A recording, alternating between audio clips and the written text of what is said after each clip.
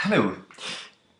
I'm going to share with you just a little bit of a recording of something that we've been doing this afternoon, a few of us together, looking at some works of art, and we're following the resources from the visual commentary in Scripture.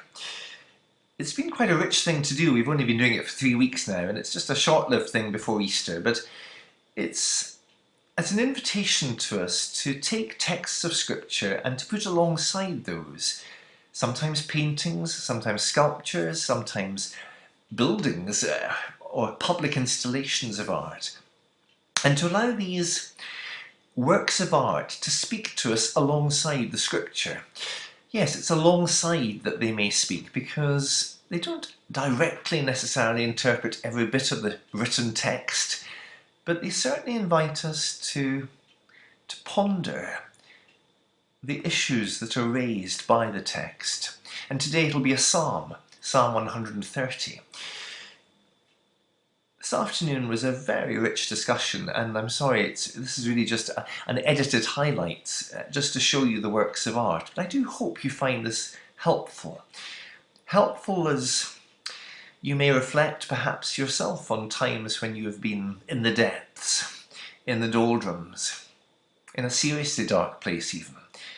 And perhaps that may even yet come again. But aside from our own personal experience, perhaps also we might be reaching out to others in love. I hope we would be. Reaching out to others who are struggling and in a dark place, and seeing both what that might feel like and seeing also what sort of hope we might together hold on to. So I'll play the little edited version of what it was this afternoon.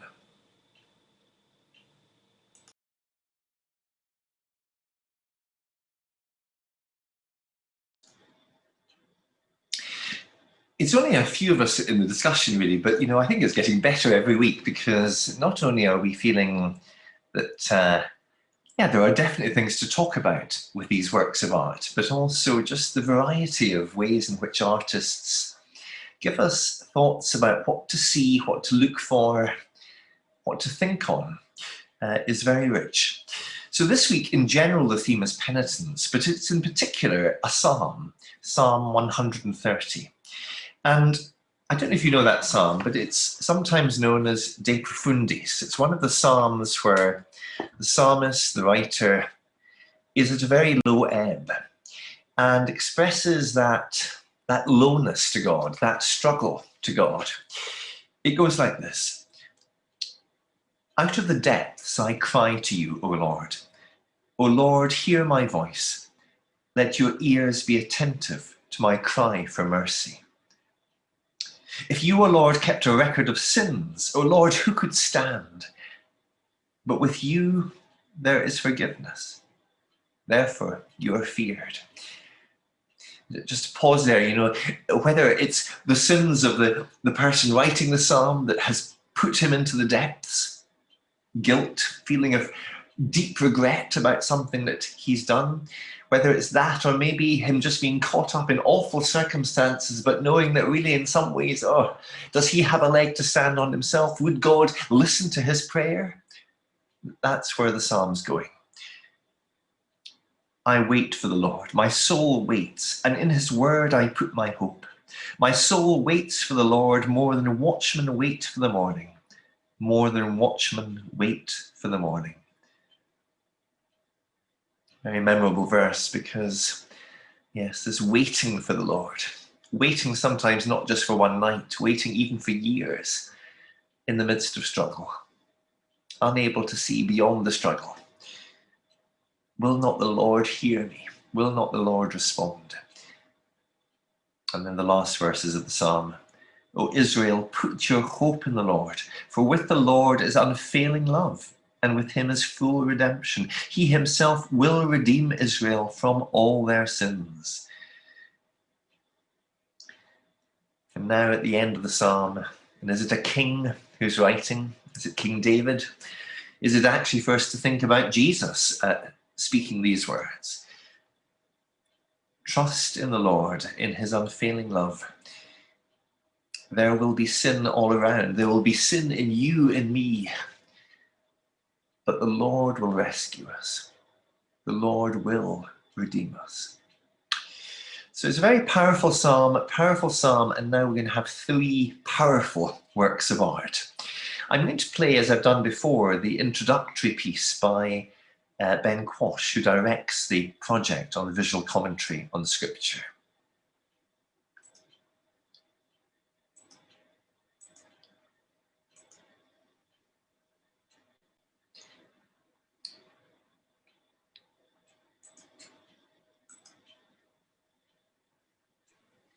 Welcome to this third week of Lent, in which our theme is a great Lenten theme, the theme of penitence.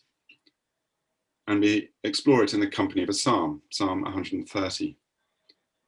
How low can you sink seems an appropriate question to ask in the context of this psalm, because as its traditional Latin name, De Profundis, suggests, it's a cry from out of the depths of human experience. It begins in an extremity of dereliction, of desolation, in which the psalmist cries out to God without even apparently the confidence that God will hear him or respond. And two of the works in our exhibition this week, which are associated with this psalm in the context of the visual commentary on Scripture, I think share some of that uncertainty about whether God hears and responds to the needs of fragile human beings. But the third of the works, a work by Rembrandt, takes as its theme the Prodigal Son.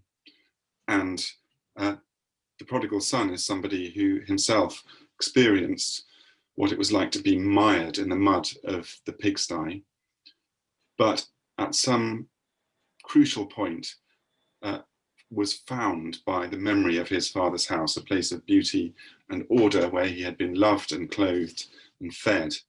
And that memory seeped back into his consciousness and triggered the process by which he began to change direction, to be drawn out of the mud, out of the depths, and to direct himself back to the place where he would be restored to a new and better life. And that's also appropriate to this psalm. It's a fascinating psalm because it's been categorized in two different ways simultaneously in both Jewish and Christian tradition. First of all, as one of the 7 so-called penitential psalms, all of which have this quality of desolation, but also as one of the songs of ascent, one of the psalms that were sung by pilgrims as they made their journey towards Jerusalem to worship God. And it's the double quality of the psalm, that interesting turning point between penitence and journeying upwards that seems so appropriate to Lent, which is a time of penitence, but nevertheless has this huge sense of forward momentum, of a journey that's actually also a rising upwards, a journey which will eventually lead to the gates of the holy city being thrown open in order to embrace even those who are most fragile, most vulnerable, and most desolate.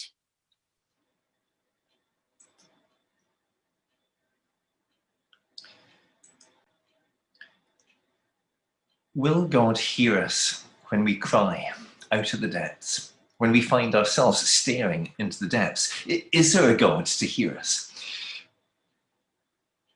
In the psalm, the sense is that there is one. There is a God to whom we may cry. But these artworks, well, they're not all so sure. And they ask us, as people of faith, to understand where people are at who perhaps don't have that faith, who can only weep, who are in a place of deep struggle and turmoil. But they ask us also, as a people of faith, who ourselves sometimes know all about turmoil and struggle and wonder ourselves, where is our God? These works of art, like Scripture, demand that we continue to wrestle with this, and that we may see, by the grace of God, the dawning of the light, of the better day. Let me share with you some of the works of art. There are 3 works of art. They're all of them very different. And, well, let's just see them.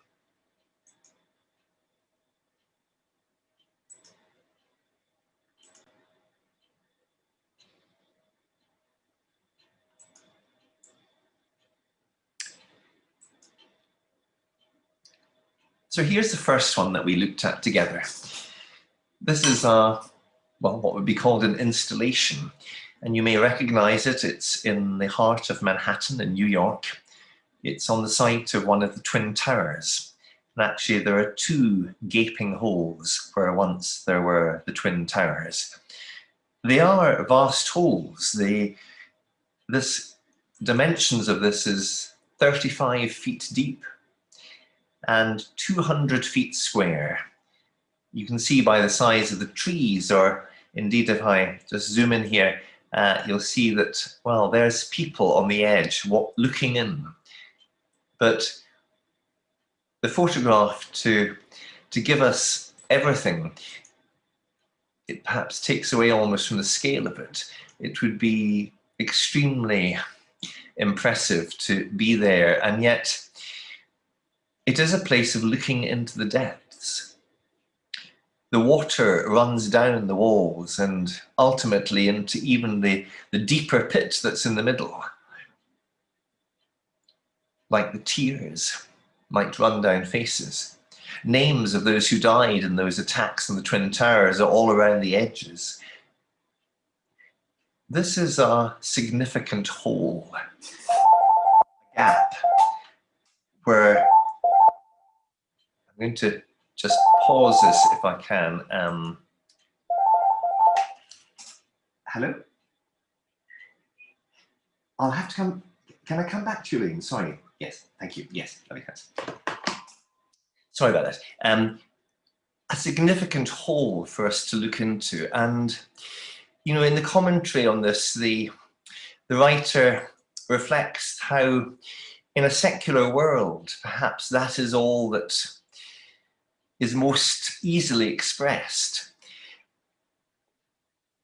But interestingly, those who planned this, initially they were going to have this in a bare plaza, but the committee who wanted this memorial to 9/11 insisted that there should be some trees, as if that might be just an intimation of growth, of flourishing, even where this horrible thing happened.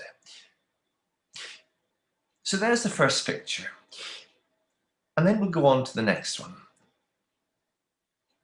This is a very different sort of picture. This time it's a painting. Now, this took us into a world that I think none of us really knew about. You'll see that in the top left of the picture, it's called a walkathon. Apparently, these walkathons started in the 1920s in the United States, but then really became a big thing in the 1930s when this painting was painted. And although they continue to be called walkathons, they were really dance-a-thons. And the idea was that people would dance literally until they dropped. And the ones who would stay standing at the end of the dance-a-thon would win a prize. Winners take all, it says. A couple might win $1,000, or if you're on your own, $500. But it's a very grotesque picture, because here by the 49th day of this dance-a-thon, these people are drooping. For all the exaggerated muscles and the tight clothes of them, almost a sensual image. Nevertheless, this is obscene, this is horrible. People are not happy in any sense.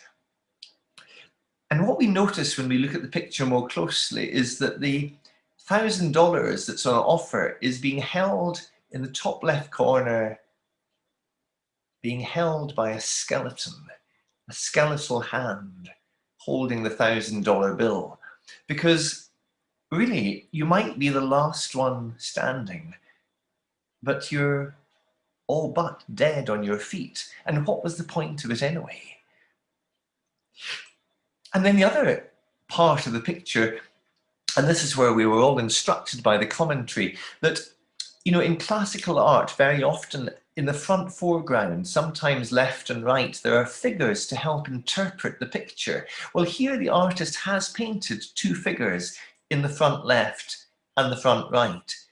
You'll see on the front left, the hand of a lady, but with bright nail polish and some kind of a bangle. She is spectating, watching the suffering on the floor. And then on the right, well, those hands are clapping, but they're podgy hands. They're bright yellow hair, lips with lipstick. Again, this is not a pretty picture. Are these the people who sponsored these dance-a-thons? Apparently, you know, they used to charge entrance, and people would come in the 1930s, in the time of the Depression, when people were struggling to make a living. They would pay their 25 cents and come in and watch these people dancing themselves almost to death as almost a gruesome spectator sport, or maybe to distract them from the lives that they were living. There's something so awful about this. But actually, you know, we began talking about, well, what's it like nowadays? Is it like reality TV? I mean, why do people want to watch other people having an awful time in the jungle? Why do people want to watch maybe people trying to find the love of their life, but actually having the power, those who watch, to vote them off Love Island or wherever? Do you see the floor in this picture is like a spider's web? People are trapped. People are suffering. Again, as a 20th century picture, it does tell us of the depths. It is a picture, a very powerful picture of when things are not at all pretty, when things are not at all hopeful.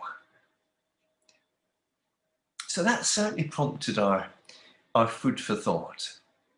And I suppose we won't forget that picture if we ever see it. I think it's actually nowadays in Texas, so no, none of us is heading for Texas just immediately. And then the third picture. The third picture is extraordinarily powerful in a different way. This is an ink drawing by Rembrandt, painted around 1650. And the ink drawing, Rembrandt did 3 drawings of the story of the Prodigal Son. He did a drawing of the Prodigal Son carousing with harlots, spending all that money he had been given by his father. Rembrandt also drew and painted very memorably the reconciliation of the son with his father. But here we're right in the middle of the story. And just in these very simple lines, there we've got the prodigal son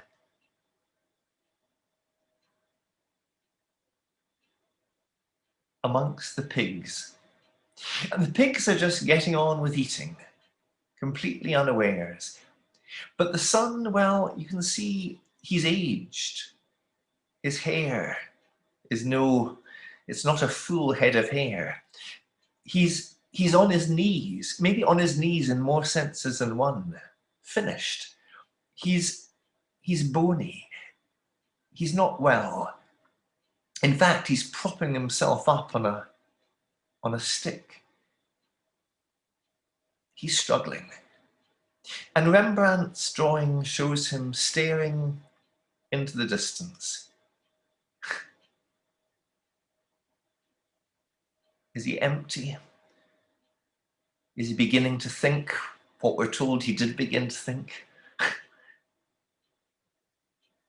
Even my father's servants are fed better.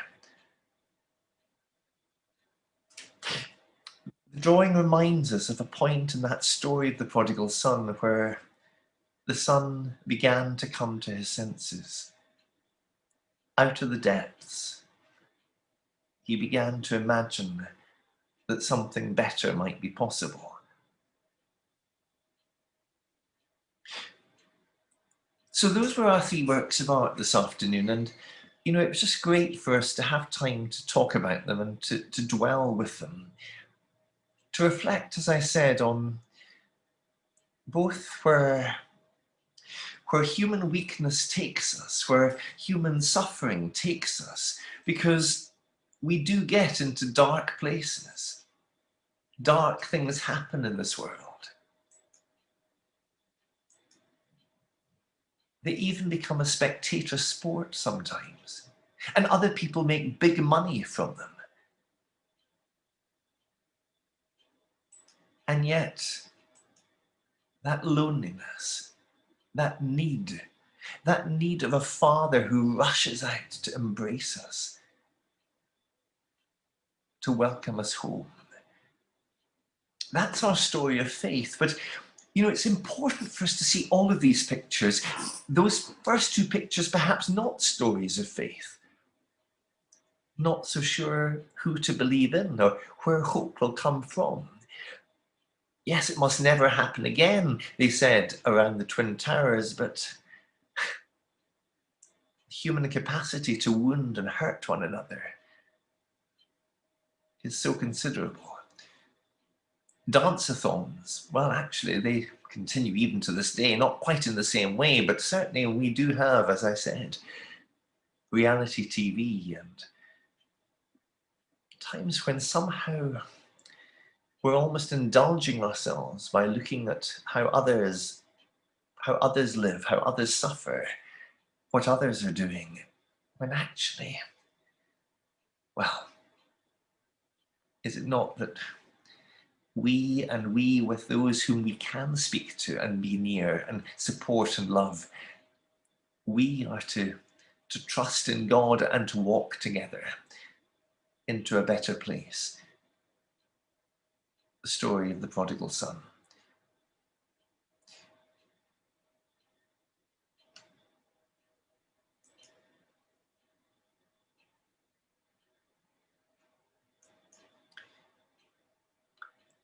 So that was our afternoon, and I hope that that's been helpful to share that with you.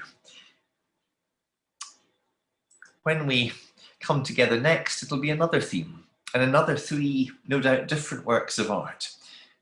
And I hope you will want to continue with that. Thank you.